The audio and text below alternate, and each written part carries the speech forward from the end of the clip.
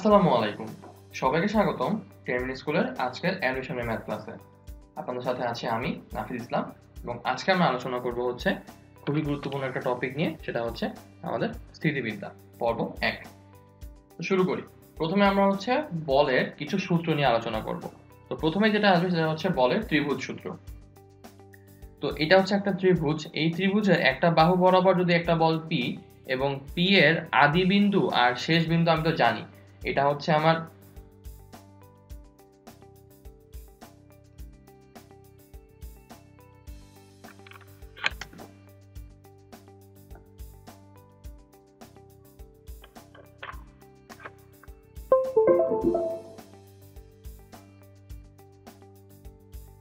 P এর আদি বিন্দু, এটা হচ্ছে আমার P এর শেষ বিন্দু। তো আরেকটা বল Q যদি P এর এই শেষ বিন্দু থেকে ইনিশিয়েটেড হয়, তাহলে P আর Q এর লব্ধি হবে হচ্ছে P এর আদি বিন্দু থেকে শুরু হয়ে Q এর শেষ বিন্দু পর্যন্ত যে বলটা সেটা, অর্থাৎ এটা। তার মানে তখন আমি বলতে পারবো যে আর বল ইজ ইকুয়াল টু হচ্ছে P বল প্লাস হচ্ছে Q বল। তো বল নিশ্চয়ই একটা ভেক্টর রাশি, এই কারণে আমরা এটাকে ভেক্টর দিয়ে প্রকাশ করলাম। ওকে, এবার আসি হচ্ছে বলের বহুভুজ সূত্রের ক্ষেত্রে।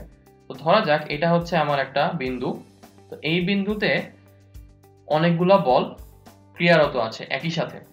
তো এই সবগুলা বলকে যদি আমি একটা বহুভুজের বাহু দিয়ে ডিনোট করতে পারি, ধরা যাক এরকম, তাহলে আমরা কিন্তু দেখতে পাচ্ছি যে প্রথম বলটার এটা হচ্ছে আদি বিন্দু, এটা হচ্ছে শেষ বিন্দু। তো প্রথম বলটার শেষ বিন্দু থেকেই দ্বিতীয় বলটা শুরু হলো, তারপরে দ্বিতীয় বলটার শেষ বিন্দু থেকে 3 নাম্বার বলটা শুরু হলো, 3 নাম্বার বলের শেষ বিন্দু থেকে 4 নাম্বার বলটা শুরু হলো, আর 4 নাম্বার বলের শেষ বিন্দু থেকে 5 নাম্বার বলটা শুরু হলো। তাহলে এই যে 5টা বলের লব্ধি অ্যাকচুয়ালি হবে হচ্ছে একদম প্রথম যে বলটা ছিল সেই প্রথম বলের আমার আদি বিন্দু থেকে শুরু করে শেষ বলের শেষ বিন্দু পর্যন্ত এই বরাবর যে বল সেটা। তার মানে এই গ্রিন কালারের অ্যারোটা হচ্ছে এই 5টা বলের লব্ধি। এটা গেল হচ্ছে বলের বহুভুজ সূত্র। পরটায় যাই। এবার আমরা শিখবো হচ্ছে বলের সামান্তরিক সূত্র। তো বলের সামান্তরিক সূত্র বলে যে যদি একই বিন্দুতে দুইটা বল সামান্তরিকের দুইটা সন্নিহিত বাহু দ্বারা সূচিত হয়। তো সন্নিহিত বাহু বলতে যেই বাহুগুলো হচ্ছে একই বিন্দুতে মিলিত হয়, যেমন এটা হচ্ছে একটা বিন্দু, এই বিন্দুর এটা হচ্ছে সন্নিহিত বাহু, এটা হচ্ছে সন্নিহিত বাহু। তো দুইটা বল যদি এই দুইটা সন্নিহিত বাহু দ্বারা সূচিত হয়, তাহলে তাদের লব্ধি হবে সামান্তরিকের কর্ণ বরাবর। তাহলে আমি ধরে নিচ্ছি এইটা হচ্ছে আমার একটা বল P আর এটা হচ্ছে আমার একটা বল Q। এই দুইটা বল কিন্তু সামান্তরিকের দুইটা সন্নিহিত বাহু দ্বারা সূচিত হলো এবং তারা হচ্ছে একটা সার্টেন পয়েন্ট দিয়ে ইনিশিয়েট হচ্ছে। তাহলে এদের লব্ধি হচ্ছে আর, সেটা হচ্ছে ওই সেম পয়েন্টে যে কর্ণটা যায় সেই বরাবর যাবে। তাহলে আমরা তখন বলতে পারবো যে R vector is equal to হচ্ছে P vector plus Q vector. এখন আমাকে যদি এগুলোর মান বের করতে বলে, মানে আর ভেক্টরটার মান আমি বের করতে চাই, তাহলে আমাকে P আর Q এর মাঝের অ্যাঙ্গেলটা লাগবে। তো আমি ধরে নিচ্ছি P আর Q এর মাঝের অ্যাঙ্গেল হচ্ছে আলফা। তাহলে আমরা বলতে পারবো যে R vector is equal to বা R square is equal to P square plus Q square plus 2PQ cos এই P আর Q এর মাঝের কোণ। এখানে পয়েন্ট টু বি নোটেড, Pটা হচ্ছে P ভেক্টরের মান, Qটা হচ্ছে Q ভেক্টরের মান। আচ্ছা, এখন আমরা এটা তো একটা ভেক্টর রাশি, তাই না? তো এই ভেক্টর রাশিটার আমার তাহলে দিকও লাগবে। তাহলে আমি ধরে নিচ্ছি যে আর P অথবা Q যে কোনো একটা সময় কোণ উৎপন্ন করবে। তো আমি ধরে নিচ্ছি সে P এর সাথে কোণটা উৎপন্ন করছে। তাহলে যদি P এর সঙ্গে থিটা কোণ উৎপন্ন করে, তাহলে আমরা বলতে পারি theta is equal to tan inverse Q sin alpha divided by P plus Q cos alpha. এখন যদি এরকম P এর সাথে কোণ না উৎপন্ন করে, সে ধরা যাক এই Q এর সঙ্গে আমার গামা কোণ উৎপন্ন করত, তাহলে আমরা বলতে পারতাম গামা ইজ ইকুয়াল টু হচ্ছে tan inverse P sin alpha divided by Q plus P cos alpha. তার মানে আমরা দেখতে পাচ্ছি যে লব্ধি ভেক্টরটা যেই ভেক্টরটার সাথে কোণ উৎপন্ন করে, বা লব্ধি বল যেই বলটার সাথে কোণ উৎপন্ন করে, সেই বলটা হচ্ছে নিচে খালি থাকে। যেমন প্রথমটার ক্ষেত্রে লব্ধি বলটা হচ্ছে P বলটার সাথে কোণ উৎপন্ন করেছিল, এই জন্য P বলটা নিচে খালি ছিল। আর বাকি যে বলটা থাকে সেটা হচ্ছে tan এর সাথে ডিভাইড হয়ে যায়। tan কে ভাগ করলে আমার sin আর cos আসে, এই কারণে উপরে sin আলফা নিচে হচ্ছে cos আলফা। তাহলে এখানেও sin আলফা এখানেও cos আলফা। আর সেকেন্ডের ক্ষেত্রে P বলটার সাথে কোণ উৎপন্ন না করে Q এর সঙ্গে কোণ উৎপন্ন করেছিল, এই জন্য P এর সাথে আমরা sin আলফা আর cos আলফা গুণ করে দিয়েছি। তো আশা করি আমরা অ্যাঙ্গেলটা এখন বের করতে পারবো। ওকে, তাহলে এবার আমরা পরের ফর্মুলায় চলে যাই। তো এবার আমরা কয়েকটা কেস দেখব। যে আমরা তো দেখলাম যে r = p² + q² + 2pq cos alpha. এখন r এর ভ্যালু এটা তো ম্যাক্সিমাম ভ্যালু না, কারণ cos আলফা একটা ত্রিকোণমিতিক কোণ। ত্রিকোণমিতিক কোণের ভ্যালু 0 থেকে 1 পর্যন্ত যে কোনো একটা হতে পারে, -1 এর দিকেও যেতে পারে। তো তাহলে এখন আমরা তাহলে cos এর ম্যাক্সিমাম ভ্যালুটা যদি নেই 1, সেটা কখন হয়?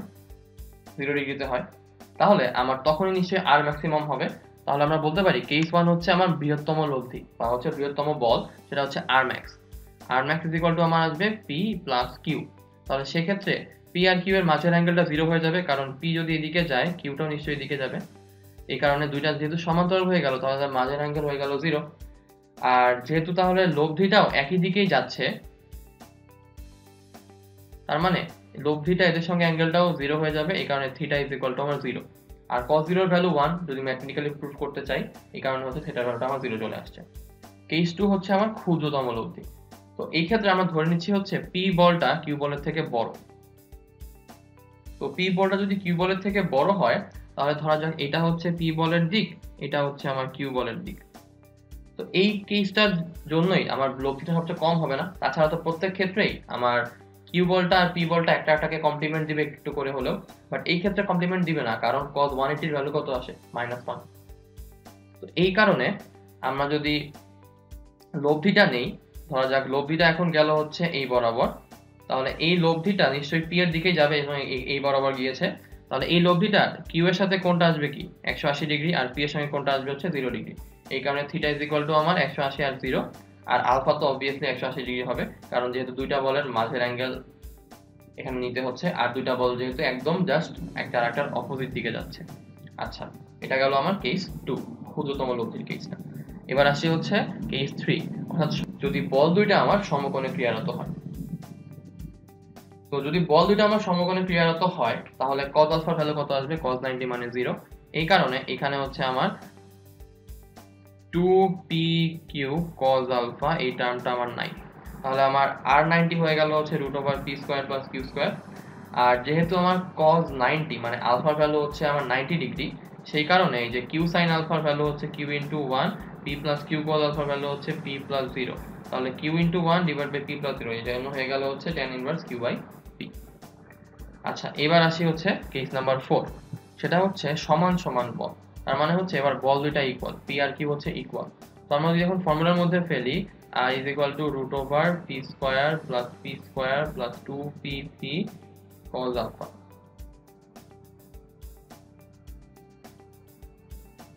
তাহলে আমরা এখান থেকে লিখতে পারি হচ্ছে 2p² + 2p² cos আলফা।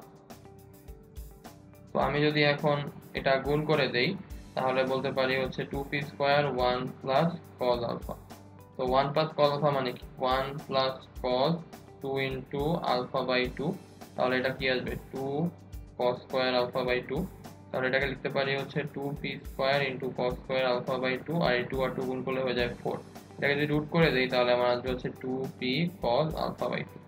এটাই হচ্ছে এখানে লিখলাম যে r ইকুয়াল আমার আসবে 2p cos alpha/2। একইভাবে আমরা ফর্মুলেট করে বের করতে পারি যে থিটাটা মানে হচ্ছে লব্ধিটা একদম কোণটাকে সমদ্বিখণ্ডিত করে ফেলবে, অর্থাৎ থিটা হয়ে যাবে তখন α/2। ওকে, তাহলে মোটামুটি আমরা সবগুলো কেস বুঝে ফেললাম। এখন একটা স্পেশাল কেস আমরা শিখব, সেটা হচ্ছে ধরা যাক দুইটা বল, একটা হচ্ছে আমার p, একটা হচ্ছে আমার q। তো আমি চাই এদের লব্ধিটা হচ্ছে ঠিক যে কোনো একটা বলের উপর লম্ব হবে। তো তাহলে আমি ধরে নিচ্ছি এদিকে বরাবর হচ্ছে p আছে, এদিকে বরাবর হচ্ছে আমার q আছে। তো তাহলে আমি চাই হচ্ছে লব্ধিটা এরকম আসবে, তার মানে হচ্ছে এই বরাবর আসবে 90 ডিগ্রি অ্যাঙ্গেলে। তাহলে যদি লব্ধিটার অ্যাঙ্গেল হয় 90 ডিগ্রি, তার মানে এটা p এর সঙ্গে অ্যাঙ্গেল। তাহলে আমি ধরে নিচ্ছি যে tan 90 = হচ্ছে q sin আলফা, এই যে এই অ্যাঙ্গেলটা হচ্ছে alpha, divided by p + q cos alpha. তো tan 90 এর ভ্যালু তো আমরা জানি, অসংজ্ঞায়িত।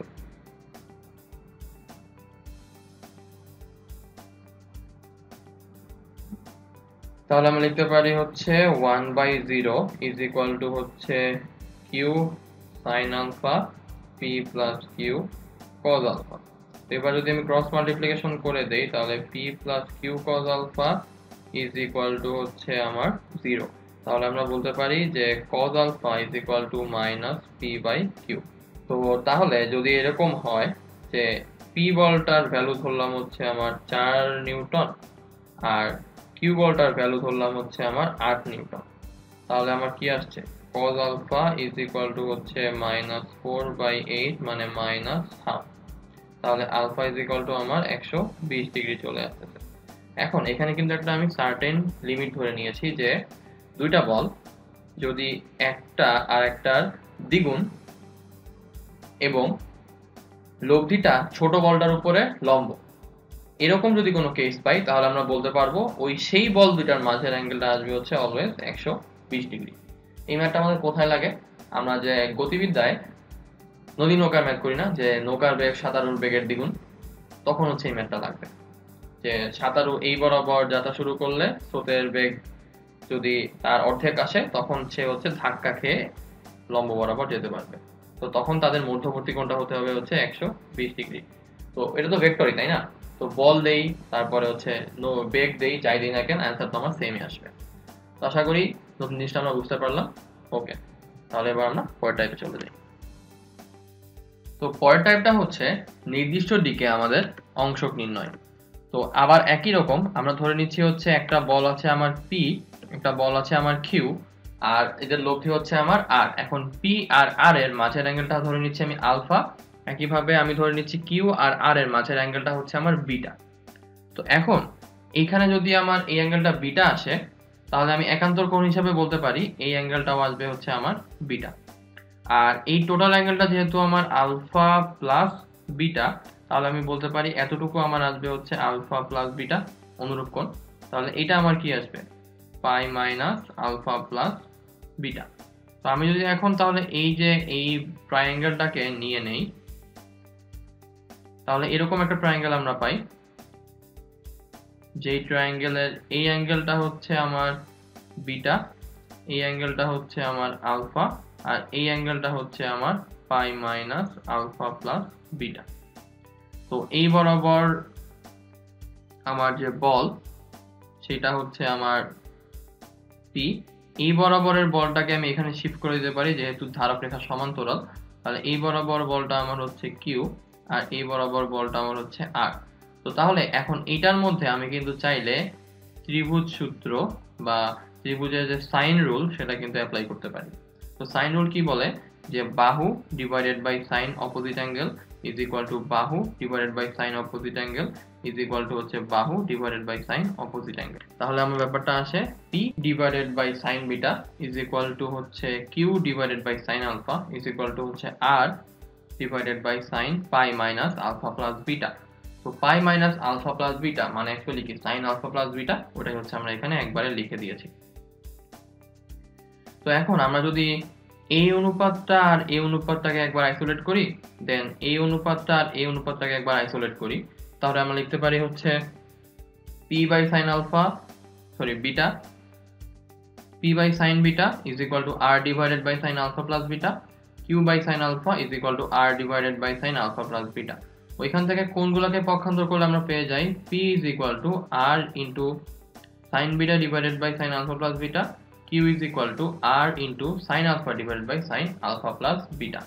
তো এই যে আমরা পি বলটাকে লব্ধির একটা অংশক হিসাবে প্রকাশ করে ফেললাম, একইভাবে কিউ বলটাকে আমরা লব্ধির একটা অংশক হিসাবে প্রকাশ করে ফেললাম।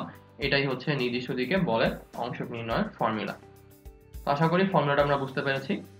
ওকে ওকে, তাহলে আমরা এবার পরের স্লাইডে চলে যাই।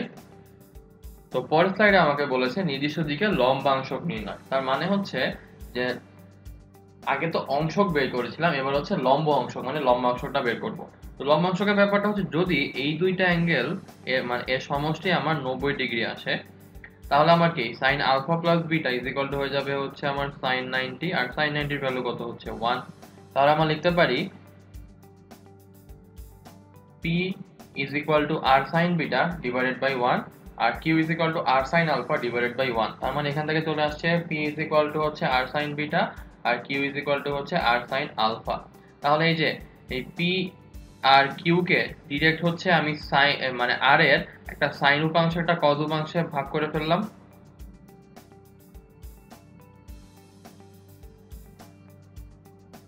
কজ উপাংশ কিভাবে? এই যে alpha plus beta is equal to তো 90 ডিগ্রি, তাহলে সাইন আলফা এটাকে লেখা যায় না যে আর সাইন 90 মাইনাস বিটা, তার মানে হচ্ছে আর কস বিটা। তো আমরা ফিজিক্সে পড়ে এসেছিলাম না যে কোনো একটা বল যদি এফ হয়, এফ এর অনুভূমিক বরাবর উপাংশ যদি এই অ্যাঙ্গেলটা থিটা হয় তাহলে আমার আসবে হচ্ছে এফ কস থিটা, আর এই অ্যাঙ্গেলটা আসবে হচ্ছে আমার এফ সাইন থিটা। এই যে এটাও আমার কি ছিল, একটা লম্ব উপাংশ ছিল, তাহলে সেম ভাবে আমরা বলটাকেও লম্ব উপাংশে ভাগ করে ফেললাম। এটাই হচ্ছে আমার লম্বাংশ নির্ণয় ফর্মুলা। ওকে, তো এবার আমরা শিখবো হচ্ছে সমবিন্দু বলের লব্ধি। তো ধরা যাক এই বিন্দুতে মানে একটা বিন্দুতে আমার চারটা বল আছে, P1 P2 P3 আর P4। এদের মাঝের অ্যাঙ্গেলগুলো আমি জানি, θ1 θ2 θ3 আর θ4। তো আমাকে এই সবগুলো বলের লব্ধি বের করতে হবে। তো আমি তাহলে ধরে নেই যে এদের লব্ধিটা হচ্ছে r, এবং এই r লব্ধি হচ্ছে P1 এর সঙ্গে θ কোণে ক্রিয়া করে।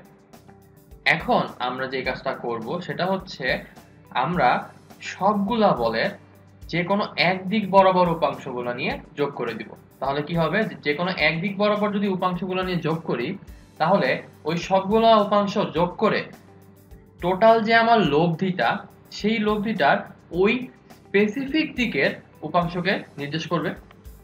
তাহলে আমরা বলতে পারবো যে আর এর এই বরাবর একটা উপাংশ আসবে আর এই বরাবর একটা উপাংশ আসবে, যদি আমি এই দিকটাকে ধরে নিই।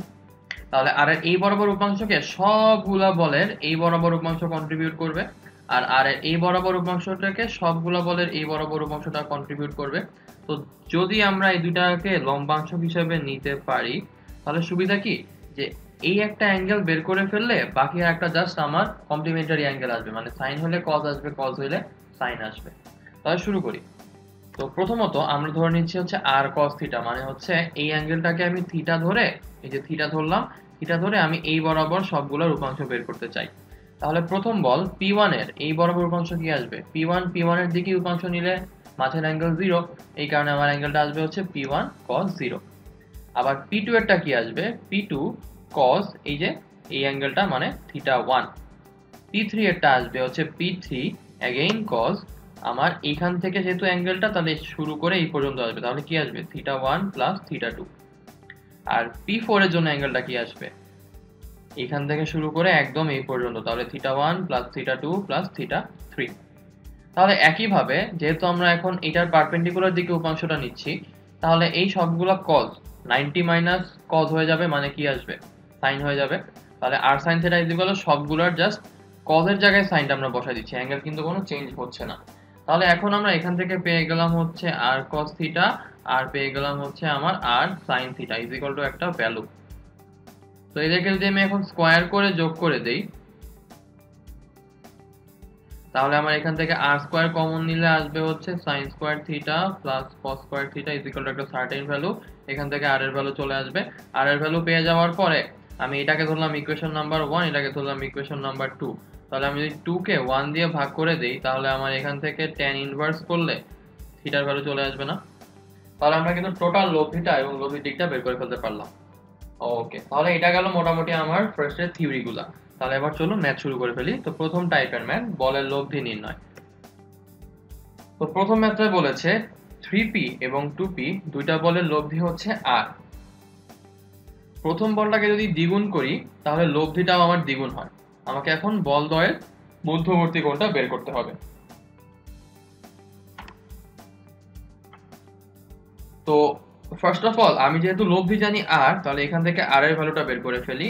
r ইজ ইকুয়াল টু হচ্ছে 3p square plus 2p square plus 2 into 3p into 2p, আর এদের মধ্যবর্তী অ্যাঙ্গেলটাকে আমি ধরে নিই হচ্ছে আলফা, তাহলে হচ্ছে cos আলফা।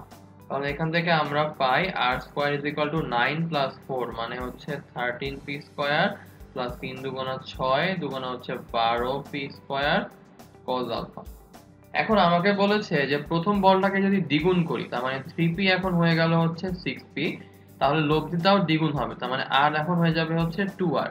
তাহলে আমরা বলতে পারি 2r square is equal to হচ্ছে 6p square plus 2p square plus 2 into 6p into 2p cos alpha.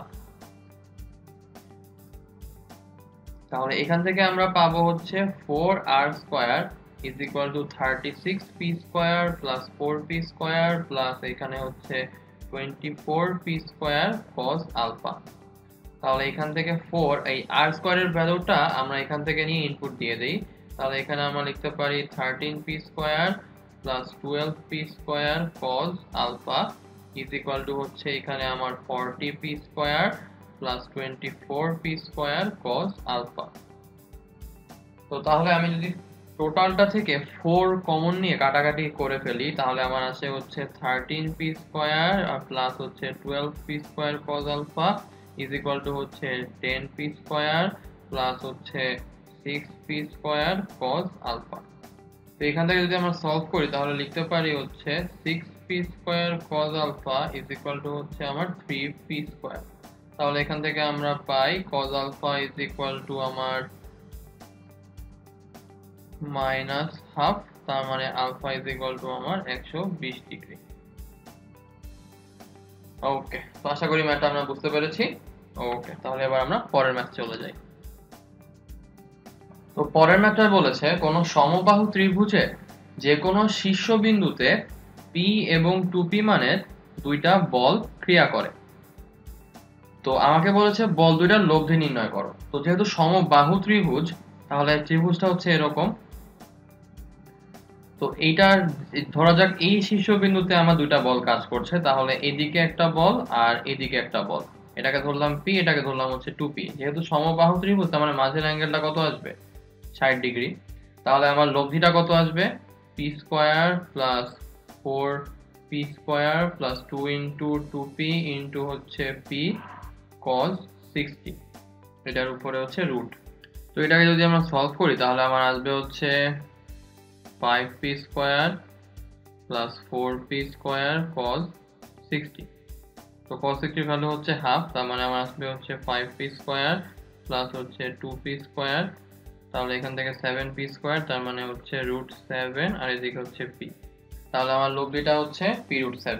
তার লব্ধি বের করলে দিকও বের করতে হবে। তো ধরলাম লব্ধিটা হচ্ছে আমার 2p এর সাথে থিটা কোণ উৎপন্ন করে। তাহলে আমার আসবে হচ্ছে tan ইনভার্স p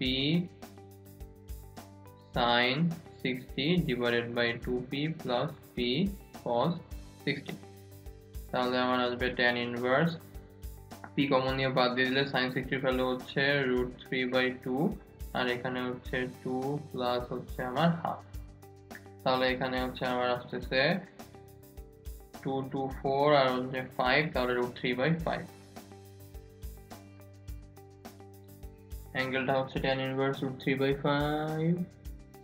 ওকে, তাহলে এবার আমরা পরের ম্যাথে চলে যাই। তো পরেরটা হচ্ছে আমার টাইপ 2 লম্বাংশ সূত্রের প্রয়োগ। শুরু করি।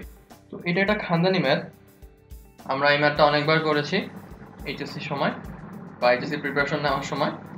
তো আশা করি ম্যাথটা আমরা দেখলেই বুঝতে পারবো কিভাবে করতে হবে। চলুন তাহলে শুরু করি।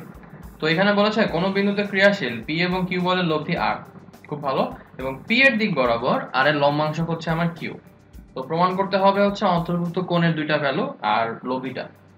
তো তাহলে আমরা যেহেতু বলে দিয়েছে p এর দিক বরাবর উপাংশটা, তাহলে আমাকে ফিগারটা এঁকে ফেলি। তো ফিগারটা হচ্ছে ধরা যাক কথার কথা এইটা হচ্ছে আমার ফিগার, এটা হচ্ছে আমার p, এটা হচ্ছে আমার q, তাহলে এটা হচ্ছে আমার r।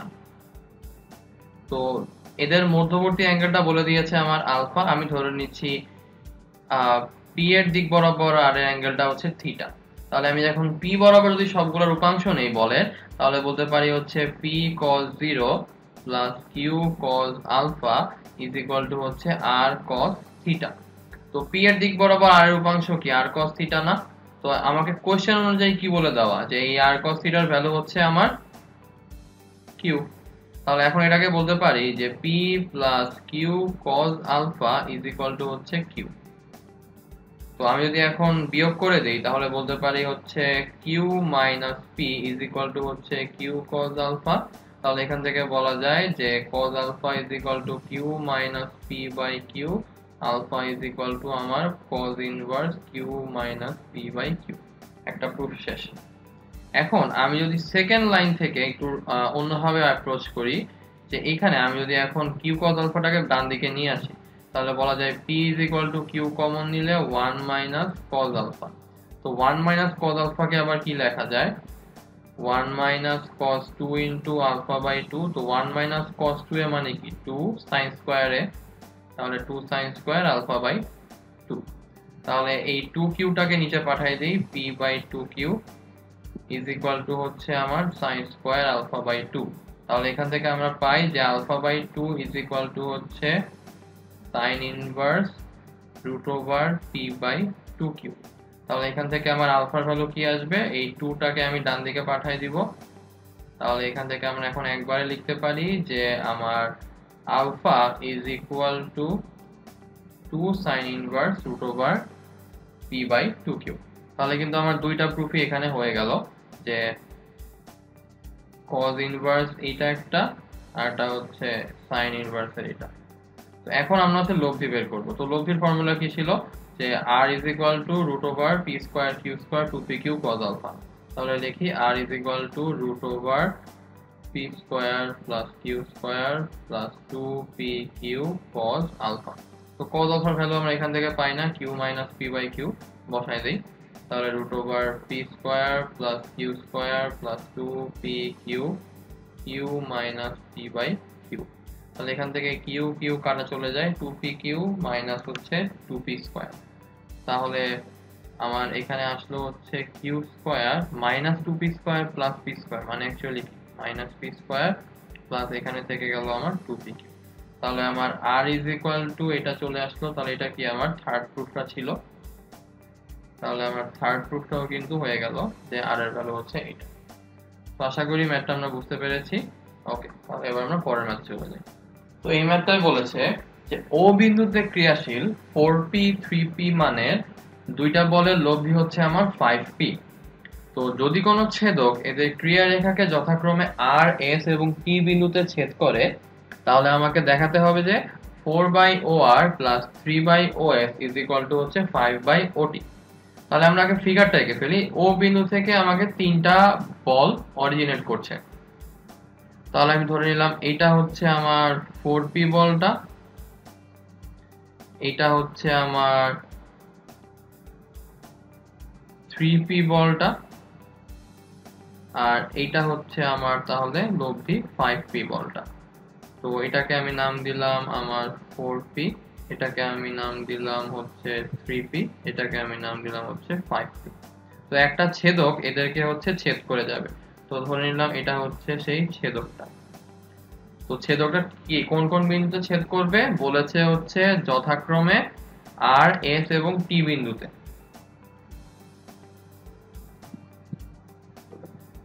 তো r s এবং t বিন্দুতে যদি ছেদ করে যায়, তাহলে এখন আমার 4p এর ছেদবিন্দু তার মানে হবে হচ্ছে r, 3p এর ছেদবিন্দু হবে হচ্ছে s, আর 5p এর ছেদবিন্দু হবে হচ্ছে আমার t। তো আমাকে এখন প্রুফটা করতে হবে। তো প্রুফ করার সুবিধার্থে আমরা কি করব, এখন এই পয়েন্ট থেকে এই বরাবর হচ্ছে একটা লম্ব টানবো। তো তাহলে এখন এই সবগুলো একটা সমকোণী ত্রিভুজ হয়ে গেল। এবার আমরা কি করব, এইটা যেহেতু আমি নাম জানি ও, এইটারও একটা নাম দিয়ে দিই হচ্ছে x। তাহলে এখন আমি এই OX বরাবর সবগুলা বলের একটা করে লম্ব উপাংশ নিব। তো OX বরাবর 4p এর লম্ব কি আসবে, এই অ্যাঙ্গেলটা। তারপর 5p এর লম্ব উপাংশ আসবে হচ্ছে এই অ্যাঙ্গেলটা, আর 3p এর লম্ব উপাংশ আসবে এই অ্যাঙ্গেলটা। তাহলে এই অ্যাঙ্গেলগুলোর আমি নামকরণ করে ফেলি। তো ধরা যাক আমি অ্যাঙ্গেলগুলোর নাম দিলাম হচ্ছে, এটা আমার আলফা অ্যাঙ্গেল, এটা হচ্ছে আমার বিটা অ্যাঙ্গেল, আর এইটা হচ্ছে আমার থিটা অ্যাঙ্গেল। তো তাহলে আমি যদি এখন উপাংশগুলো লিখি, তাহলে আমি বলতে পারবো হচ্ছে 4p cos alpha plus 3p cos beta is equal to আমার 5p cos থিটা। তো দুই পাশ থেকে আমার p গুলো কমন নিয়ে বাদ দিয়ে দিতে পারি। তাহলে এখান থেকে p বাদ, এখান থেকে p বাদ, এখান থেকেও p বাদ। এবার cos আলফা মানে অ্যাকচুয়ালি কি, ভূমি বাই হচ্ছে অতিভুজ। তাহলে ভূমি এটা হচ্ছে x মানে OX, আর অতিভুজ এখানে হচ্ছে আমার OR। cos বিটা মানে কি, अगेन ভূমি বাই অতিভুজ। তাহলে এখানে ভূমি হচ্ছে OX কিন্তু অতিভুজটা হচ্ছে আমার OS। তাহলে OX ডিভাইডেড বাই OS। আর cos থিটার জন্য সেম, ভূমি হচ্ছে OX কিন্তু অধিভুজ হচ্ছে আমার OT। তাহলে এখানে আমার 4 গুণ আকারে ছিল, এখানে 3 গুণ আকারে ছিল, এখানে 5 গুণ আকারে ছিল। মাঝখানে সাইনগুলো দিয়ে দিই। তো এখন আমরা চাইলেই ওই দুই পাশ থেকে OX গুলা বাদ দিয়ে দিতে পারি। তাহলে আমার ব্যাপারটা থাকলো কি, শুধুমাত্র হচ্ছে 4 divided by OR plus 3 divided by OS is equal to 5 divided by OT। আমাকে এটাই প্রুফ করতে বলা হয়েছিল না, সুতরাং আমার প্রুফটা কিন্তু শেষ।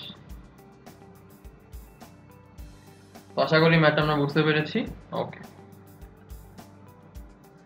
পরের ম্যাথটাই বলেছে যে কোন বিন্দুতে কার্যকর কিউ মাইনাস আর কিউ আর কিউ প্লাস আর বলের দিক একই ক্রমে কোন সমবাহু ত্রিভুজের বাহুর সমান্তরাল হলে বলগুলোর লব্ধি এবং মানের দিক আমাকে বের করতে হবে। তো ধরা যাক এই পয়েন্টে কার্যকরী তিনটা বল আমি জানি, একটা হচ্ছে আমার কিউ মাইনাস আর, একটা কিউ, আর একটা হচ্ছে আমার কিউ প্লাস আর। তো তাহলে আমি ধরে নিচ্ছি এই পয়েন্ট বরাবর এই দিকে একটা বল আছে আমার কিউ মাইনাস আর, এই দিকে একটা বল আছে আমার হচ্ছে কিউ, আর এই দিকে একটা বল আছে আমার কিউ প্লাস আর। তো এরা হচ্ছে সমবাহু ত্রিভুজের বাহুর সমান্তরাল। তার মানে হচ্ছে আমি যদি একটা সমবাহু ত্রিভুজ এখানে আঁকি, ধরা যাক এরকম একটা সমবাহু ত্রিভুজ আমি আঁকলাম। তো তাহলে আমরা কিন্তু দেখে বুঝতে পারছি যে এই বাহুটার সমান্তরালে এই বলটা আছে, সেম আমার এই বাহুটার সমান্তরালে হচ্ছে এই বলটা আছে। আর একটু আকার মানে হাতে যেহেতু এঁকেছি তাহলে একটু প্রবলেমেটিক কারণে বাট কনসিডারেবল কারণে বুঝতে পারতেছি যে এই বাহুটার সমান্তরালে হচ্ছে এই বলটা আছে। তাহলে সমবাহু ত্রিভুজের আমরা জানি যে এই অ্যাঙ্গেলটা আমার 60 ডিগ্রি, তাই না? তাহলে এই অ্যাঙ্গেলটা কত আছে? 120। তাহলে এই অ্যাঙ্গেলটা আর এই অ্যাঙ্গেলটা সমান, তার মানে এটাও আমার আসবে হচ্ছে 120 ডিগ্রি। একই কারণে এবার যদি চিন্তা করি যে এইটাকে এই পর্যন্ত বাড়াই দিই, তাহলে এতটুকু আসবে। তো এতটুকু মানে কি, সবুজটা আর হচ্ছে নীলটার মাঝের অ্যাঙ্গেল। তো এই অ্যাঙ্গেলটা কত? 60। তো এই অ্যাঙ্গেলটা হচ্ছে 60 ডিগ্রি, আর সবুজটা আর এইটার মাঝের অ্যাঙ্গেল এই অ্যাঙ্গেলটা, তাহলে এই অ্যাঙ্গেলটা কত ছিল? 60 ডিগ্রি। তাহলে এটা হচ্ছে 60 ডিগ্রি, তাহলে এটা 60, এটাও 60, তার মানে এই টোটাল অ্যাঙ্গেলটা কত আসছে আমার? Again 120 degree. তো দুইটা 120 ডিগ্রি হলে এটা কত আসবে? অ্যাগেইন 120 ডিগ্রি আসবে, কারণ একটা পয়েন্টে আমার টোটাল 360 ডিগ্রি কোণ উৎপন্ন হয়। তাহলে আমরা কিন্তু সবগুলো অ্যাঙ্গেল বের করে ফেললাম, এখন হচ্ছে এদের লব্ধিটা বের করব। তো আমি ধরে নিচ্ছি এদের লব্ধিটা হচ্ছে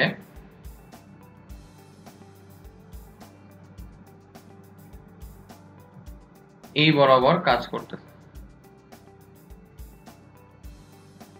তো লব্ধিটার একটা অ্যাঙ্গেল নিশ্চয়ই থাকবে, তাহলে আমি ধরে নিলাম এই অ্যাঙ্গেল বরাবর লব্ধিটা কাজ করতেছে, লব্ধিটাকে আমি ধরে নিলাম হচ্ছে এফ। তাহলে আমি এখন সবগুলার হচ্ছে এই কিউ মাইনাস আর এর দিকে উপাংশগুলা নিব। তাহলে আমি বলতে পারি কিউ মাইনাস আর ইন্টু হচ্ছে cos 0 প্লাস কিউ ইন্টু হচ্ছে আমার cos 120 প্লাস হচ্ছে কিউ প্লাস আর ইন্টু হচ্ছে আমার cos 240 ইজ ইকুয়াল টু হচ্ছে আমার এফ cos থিটা।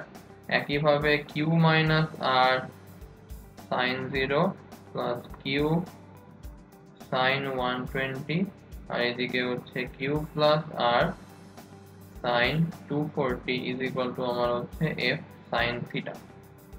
তো cos 0 এর মানে হচ্ছে 1, তাহলে এটাকে যদি আমি এখন সমীকরণ নাম্বার 1 দেই আর এটাকে আমি সমীকরণ নাম্বার 2 দেই, তাহলে আমি 1 থেকে বলতে পারি যে এদিকে আমার থাকবে কিউ মাইনাস আর, cos 120 এর ভ্যালু হচ্ছে আমার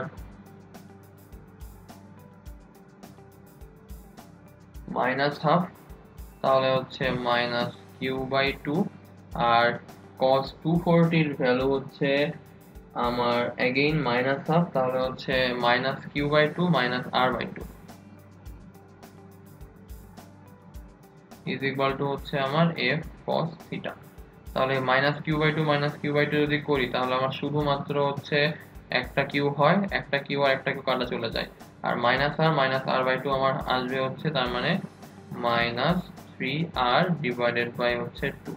এটা হচ্ছে আমার এফ কস থিটা। আর একইভাবে 2 নাম্বার থেকে আমরা পাই যে সাইন জিরোর ভ্যালু তো জিরো, তাহলে বাদ সাইন 120 এর ভ্যালু হচ্ছে √3/2, তাহলে হচ্ছে √3/2 কিউ প্লাস হচ্ছে কিউ প্লাস আর সাইন 240। তো সাইন 240 এর ভ্যালুটা আমার আসতেছে হচ্ছে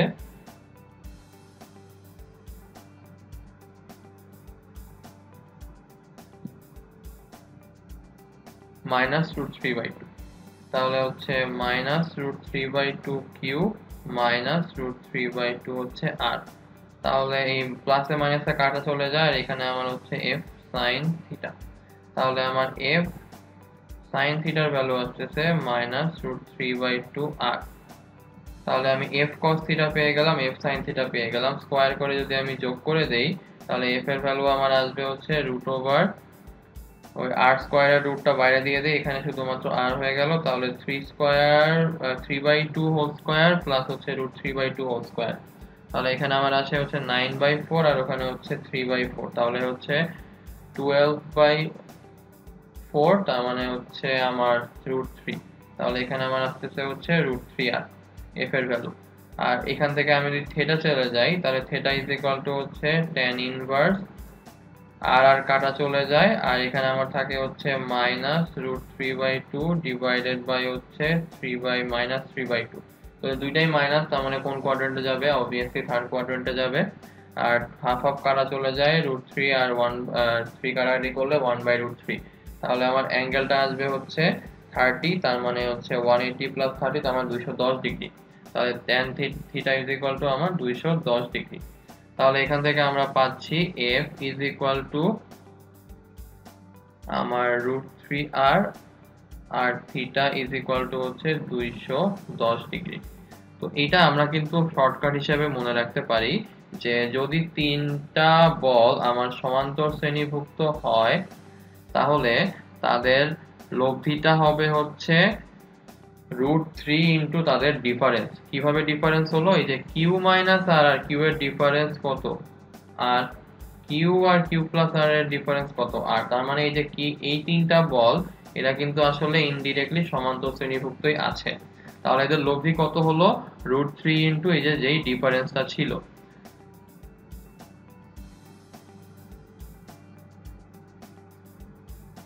আশা করি ম্যাথটা আমরা বুঝতে পেরেছি। ওকে, তাহলে এবার আমরা পরের ম্যাথে চলে যাই। পরের টাইপটা হচ্ছে আমার সাইন রুল। শুরু করি। তো প্রথম ম্যাথটাই বলেছে যে পি কিউ বলের মাঝের কোণটা হচ্ছে থিটা। বল দুইটা যদি আমি স্থান বিনিময় করি তাহলে লব্ধি আলফা কোণে হচ্ছে শিফট করে বা সরে যায়। তাহলে আমাকে প্রমাণ করতে হবে tan alpha by 2 is equal to p minus q divided by p plus q tan theta by 2। তাহলে এখানে আমরা আগে ফিগারটা আঁকি। তো p আর q একটা সামান্তরিকের বাহু দিয়ে ডিনোট করি। তো এখানে হচ্ছে আমার p বল, এখানে হচ্ছে আমার q বল। তো এইটা হচ্ছে আমার তাদের লব্ধি r। তো আমাদেরকে বলা হচ্ছে যে যদি আমরা বলগুলাকে স্থান বিনিময় করি, তার মানে হচ্ছে p কে এখন এই বরাবর নিয়ে আসব আর q কে এখন এই বরাবর নিয়ে আসব। তাহলে আমার সামান্তরিকটা এরকম হয়ে যাবে, আর তাহলে লব্ধিটা এখন এরকম হয়ে যাবে। তো আমাকে অ্যাকচুয়ালি বলে দিয়েছে যে লব্ধির যে আমার অ্যাঙ্গেলটা ঘুরে গেল, এই যে এই পর্যন্ত যে অ্যাঙ্গেলটা ঘুরে গেল, এই অ্যাঙ্গেলটার ভ্যালু আমাকে দিয়ে দিয়েছে হচ্ছে আলফা। তার মানে এইটুকুর ভ্যালু হচ্ছে আমি বলতে পারি আলফা। তো এখন এদের এই বল দুইটার মাঝের কোণ আমার এখানে দেওয়া আছে হচ্ছে থিটা। তার মানে হচ্ছে এই যে এইখান থেকে শুরু করে এই পর্যন্ত আমার থিটা। তো আমাকে এখন প্রুফ করতে হবে হচ্ছে এই ভ্যালুটা। তো যেহেতু এই টোটাল অ্যাঙ্গেলটা হচ্ছে আমার থিটা, এখন আমরা যদি একটু জিওমেট্রিক্যালি ভাবি ব্যাপারটাকে, তাহলে আমরা বলতে পারি না যে এই যে বাহুটা ছিল, এই বাহু আর এই বাহু হচ্ছে আমার সেম। ওকে, তারপরে এই যে বাহুটা ছিল, এই বাহু আর হচ্ছে এই বাহুটা আমার সেম, আর এই কর্ণ এন্ড এই কর্ণ অবভিয়াসলি সেম হবে। তাহলে আমার হচ্ছে এই ত্রিভুজটা আর এই ত্রিভুজটা অ্যাকচুয়ালি সর্বসম ত্রিভুজ। তার মানে আমি যদি একটু ঘুরায় বলতে চাই তাহলে কিন্তু বলতেই পারি উইদাউট এনি ডাউট এই অ্যাঙ্গেলটা আর এই অ্যাঙ্গেলটা হচ্ছে ইকুয়াল, তাই না? তো তাহলে এই অ্যাঙ্গেলটার ভ্যালু অ্যাকচুয়ালি কত? টোটালটার ভ্যালু হচ্ছে থিটা, মাঝখানেটার ভ্যালু হচ্ছে আলফা। তাহলে এই অ্যাঙ্গেলটা আর এই অ্যাঙ্গেলটা মিলে অ্যাকচুয়ালি কত আসবে? Theta minus alpha. তো এইটা আর এইটা যেহেতু ইকুয়াল, তাহলে আমি বলতে পারি যে এটা ইন্ডিভিজুয়ালি হচ্ছে half into theta minus alpha.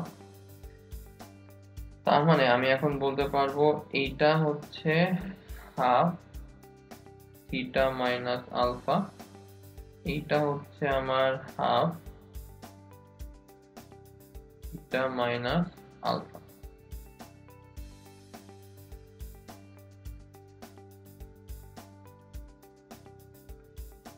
এখন আমরা যদি শুধুমাত্র একটা ত্রিভুজের দিকে তাকাই, এই ত্রিভুজটা,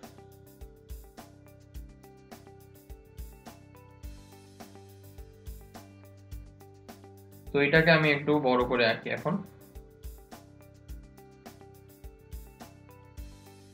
এতটুকু হচ্ছে আমার হাফ থিটা মাইনাস আলফা।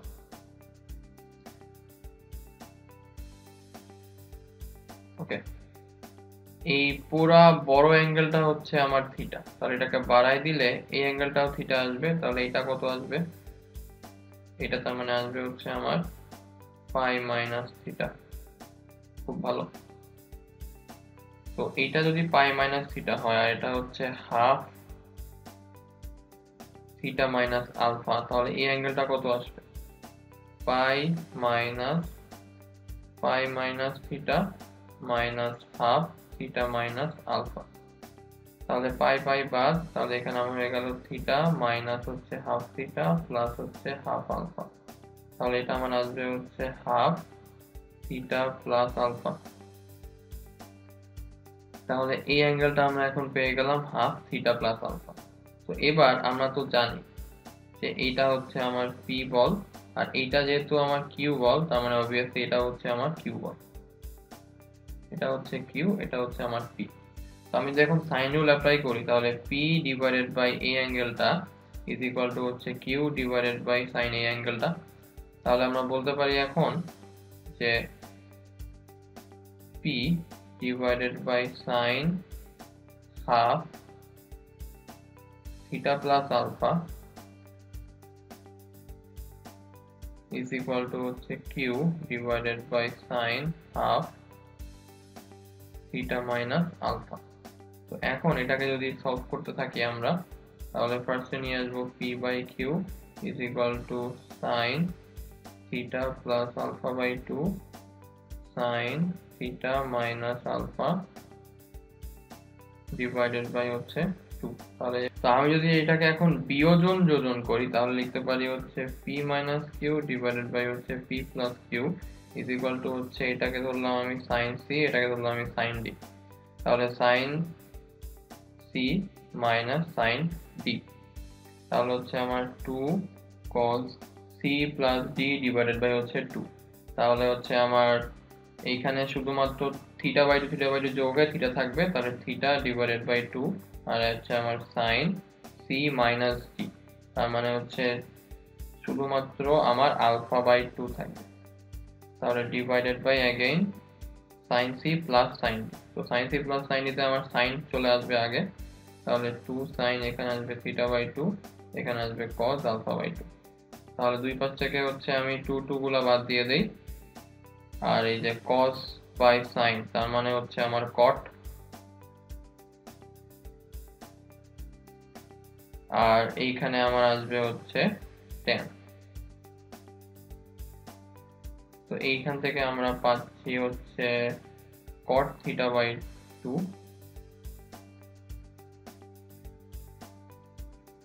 আর এখান থেকে আমরা পাচ্ছি হচ্ছে tan theta বাই 2।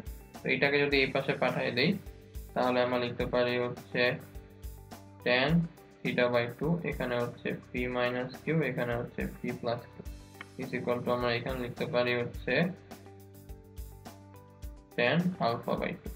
তার মানে আমার প্রুফটা কিন্তু এখানে হয়ে গেল যে tan alpha by 2 is equal to হচ্ছে p minus q divided by p plus q tan theta বাই 2। তো আশা করি ম্যাথটা আমরা বুঝতে পেরেছি। ওকে, তাহলে এবার আমরা পরের ম্যাথ চলে যাই।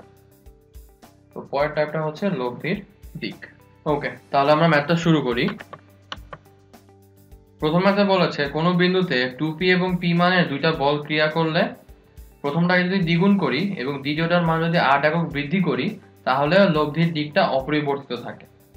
তো আমি ধরে নিলাম যে এইদিকে হচ্ছে আমার 2p বল কাজ করছে আর এইদিকে হচ্ছে আমার p বলটা কাজ করছে, তাহলে এদের লব্ধি নিশ্চয়ই যাবে হচ্ছে এই বরাবর। এখন আমাকে বলছে প্রথম বলটা যদি আমি দ্বিগুণ করি, তার মানে 2p কে আমি দ্বিগুণ করব আর p এর সঙ্গে আমি 8 একক যোগ করব, তাহলে লব্ধির দিক অ্যাকচুয়ালি চেঞ্জ হবে না।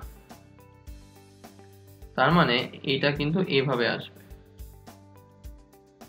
তাহলে এতটুকু হচ্ছে আমার 4p, এতটুকু হচ্ছে আমার p প্লাস 8, এটা কিন্তু আমার r ই ছিল থিটা। তো তাহলে আমি যদি এখন একটু জিওমেট্রিক্যালি ব্যাপারটাকে ভাবি, এটা যদি p হয় তাহলে এটাও নিশ্চয়ই p, আর এটা যদি আমার p প্লাস 8 হয় তাহলে এটাও নিশ্চয়ই আমার p প্লাস 8। তাহলে এই ত্রিভুজটাকে আমি যদি একটু আলাদা করে আঁকি,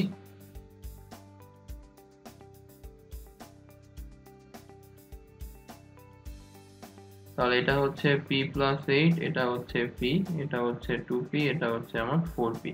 তাহলে আমি বলতে পারি 2p divided by 4p is equal to p divided by p plus 8। তাহলে এখান থেকে বলতে পারি half is equal to p divided by p plus 8। তাহলে 2p is equal to p plus 8, তার মানে হচ্ছে p ইজ ইকুয়াল টু আমার 8। জাস্ট সদিশকোণী ত্রিভুজের ফর্মুলা অ্যাপ্লাই করলে কিন্তু আমরা ম্যাথটা ইজিলি করে ফেলতে পারবো। ওকে, তাহলে আমরা পরের টাইপে চলে যাই। পরের টাইপটা হচ্ছে আমার সাম্যাবস্থায় বল। তো এবার আমরা শিখবো হচ্ছে লামির উপপাদ্য। তো লামির উপপাদ্যটা হচ্ছে যদি কোনো একটা বিন্দুর উপরে বা কোনো একটা বস্তুর উপরে তিনটা বল ক্রিয়া করে সাম্যাবস্থায় থাকে, তার মানে ধরা যাক এখানে একটা বিন্দুর উপরে তিনটা বল ক্রিয়া করছে, এদিকে একটা বল, এদিকে একটা বল, এদিকে একটা বল, এবং তারা হচ্ছে এই বিন্দুটাকে সাম্যাবস্থায় রেখেছে। তাহলে এই বলটা হচ্ছে p, এই বলটা হচ্ছে q, এই বলটা হচ্ছে আমার r। এই অ্যাঙ্গেলটাকে ধরে নিই হচ্ছে আমি আলফা, এই অ্যাঙ্গেলটাকে ধরে নিই হচ্ছে আমি বিটা, এই অ্যাঙ্গেলটাকে ধরে নিই হচ্ছে আমি গামা। তো অ্যাকর্ডিং টু লামির উপপাদ্য তাহলে আমি বলতে পারি p divided by sin alpha is equal to q divided by sin beta is equal to r divided by হচ্ছে sin গামা। তার মানে হচ্ছে বল তার অপোজিট দুইটার মধ্যবর্তী কোণ, বল তার অপোজিট দুইটার মধ্যবর্তী কোণ, বল তার অপোজিট দুইটার মধ্যবর্তী কোণ। তো আশা করি লামির উপপাদ্যটা আমরা বুঝতে পারলাম। ঠিক আছে, তাহলে এবার আমরা ম্যাথে চলে যাই। তো প্রথম ম্যাথ বলেছে যদি 5 নিউটন, 7 নিউটন এবং 8 নিউটন মানের তিনটা বল কোনো বিন্দুতে ক্রিয়া করে ভারসাম্যে থাকে তাহলে 5 এবং 8 নিউটন এর মাঝের কোণ আমাকে বের করতে হবে।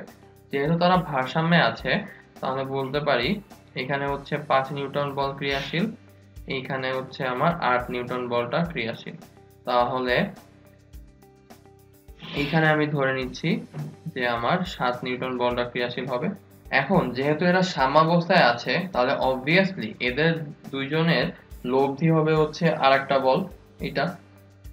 তাহলে আমি কিন্তু বলতে পারি 7 square is equal to 5 square plus 8 square plus 2 into 5 into 8 cos এই 5 আর 8 এর মাঝের অ্যাঙ্গেলটা ধরে নিলাম আলফা। তাহলে আমি এখন বলে নিতে পারি 49 minus 25 minus 64 divided by 2 into 5 into 8 is equal to হচ্ছে কজ আলফা। তাহলে আলফা ইজ ইকুয়াল টু হচ্ছে cos ইনভার্স 49 মাইনাস 25, তাহলে হচ্ছে 4 আর এখানে 224, 24 মাইনাস 64, তাহলে আমার আছে হচ্ছে 0 আর হচ্ছে ওইদিকে 4 মাইনাস 40 ডিভাইডেড বাই হচ্ছে 2880, তার মানে আমার আসবে হচ্ছে মাইনাস হাফ, তার মানে 120 ডিগ্রি। আলফার ভ্যালু হচ্ছে আমার 120 ডিগ্রি। আশা করি ম্যাথটা আমরা বুঝতে পেরেছি। ওকে, তাহলে এবার আমরা পরের ম্যাথে চলে যাই। পরের ম্যাথটায় বলেছে একটা আনুভূমিক রেখায় ডি দূরত্বে দুইটা বিন্দু এল দৈর্ঘ্যের একটা তারের দুই প্রান্তে বাঁধা ওজনহীন একটা আংটা ডাব্লিউ ওজন বহন করে তার বরাবর গড়িয়ে চলে। এখানে আমাদের পয়েন্ট টু বি নোটেড হচ্ছে, এখানে আমরা একটা তার নিয়ে কাজ করছি, তো তারটা হচ্ছে ওজনহীন। তার যদি ওজনহীন হয় তাহলে আমরা এইটাকে হচ্ছে হিসাবে জাস্ট নর্মাল একটা বাহন হিসাবে ধরে নিব। আর যে আংটাটা বলেছে এটাও ওজনহীন, তার মানে এ শুধু হচ্ছে আমার ফোর্সটাকে আনা নেওয়া করতে পারবে। আর যেহেতু তার বরাবর সে গড়িয়ে পড়ে, তো এই গড়িয়ে পড়া যদি হয় তাহলে হচ্ছে আমরা বলতে পারবো আংটাটার ডানে বামে আমার ফোর্স ইকুয়াল হবে, কারণ অবাধে মুভমেন্ট করতে পারলে আমার ফোর্স অলওয়েজ ইকুয়াল। এটা আমরা সবসময় মনে রাখবো যে অবাধে মুভমেন্ট বা হচ্ছে তার বরাবর গড়িয়ে পড়া এরকম যদি হয়, বা কোনো যদি গিট না দিয়ে দেয়, বা কোনো যদি আমার কোনো কোনো ধরনের কোনো অবস্টাকল না দিয়ে দেয়, তাহলে আমরা বলতে পারবো যে ওইটায় তখন আমার দুই পাশের দুই দিকে আমার টানটা সমান হবে। তাহলে আমরা ফার্স্ট অফ অল ধরে নিই এটা হচ্ছে ডি দূরত্বে দুইটা বিন্দু আছে, তো এদের দুই বিন্দুতে এল দৈর্ঘ্যের একটা তারের দুই প্রান্ত বাঁধা। তাহলে ধরে নিচ্ছি এটা হচ্ছে আমার এল দৈর্ঘ্যের তারটা, তো এটার মধ্যে দিয়ে একটা আংটা অবাধে ওজন বহন করতে পারে। তো এলটা অবভিয়াসলি ডি এর থেকে বড়। তো এখন আমাকে বলেছে আংটাটা বরাবর মানে গড়িয়ে চলছে এবং এর সঙ্গে হচ্ছে ডাব্লিউ ওজন বাঁধা। তো ডাব্লিউ ওজন যেহেতু বাঁধা, তার মানে অ্যাকচুয়ালি ব্যাপারটা এরকম হবে, এই বরাবর, আর এখানে হচ্ছে আমার ডাব্লিউ ওজনটা কাজ করবে। তো যেহেতু অবাধে চলাচল করতে পারছে, তাহলে আমরা বলতে পারি এই দিকের টান আর এই দিকের টানটা হচ্ছে আমার ইকুয়াল হয়ে যাবে। তো টান যেহেতু আমার ইকুয়াল হয়ে গেল, আর এখানে আমাকে বলে দিয়েছে কি যে এই টোটালটা হচ্ছে আমার এল, তো টান যেহেতু ইকুয়াল তাহলে আমরা বলতে পারবো এটা হচ্ছে L/2, এটা হচ্ছে আমার L/2। তো এই পয়েন্ট থেকে এই পয়েন্টের উপর যদি আমি এখন লম্ব টানি তাহলে বলতে পারবো এটা আমার D/2 হয়ে যাবে, এটাও আমার হচ্ছে D/2 হয়ে যাবে। তাহলে এই অ্যাঙ্গেলটাকে যদি আমি থিটা ধরে নিই তাহলে এটা হচ্ছে আমার একটা সমকোণী ত্রিভুজ হবে। তো এই সমকোণী ত্রিভুজটার অতিভুজ হচ্ছে L/2, ভূমি হচ্ছে D/2, তাহলে লম্ব কি আসবে √L² মাইনাস D² বাই হচ্ছে 2², তার মানে হচ্ছে √L² minus D² divided by হচ্ছে 2। তো তাহলে এখন আমরা যদি এই W এর সাথে এই T গুলার সম্পর্ক স্থাপন করতে চাই, তাহলে আমি কি বলতে পারবো না এখানে লামির উপপাদ্য অ্যাপ্লিকেবল, কারণ এখানে হচ্ছে তিনটা বল কাজ করছে এবং এটা সাম্যাবস্থায় আছে। তাহলে এখন হচ্ছে আমার এই মাঝের অ্যাঙ্গেলগুলো লাগবে, যে এই অ্যাঙ্গেলটা লাগবে, এই অ্যাঙ্গেলটা লাগবে আর এই অ্যাঙ্গেলটা লাগবে। তাহলে আমি বলতে পারি যে T ডিভাইডেড বাই হচ্ছে, ধরা যাক এই অ্যাঙ্গেলটাকে ধরলাম আলফা, এই অ্যাঙ্গেলটাকে ধরলাম বিটা, আর এটা যেহেতু থিটা তাহলে অবভিয়াসলি এটা আসবে থিটা। তাহলে T ডিভাইডেড বাই আমি বলতে পারি sine alpha is equal to T divided by again sine alpha বা sine beta is equal to হচ্ছে আমার W divided by sine 2 theta.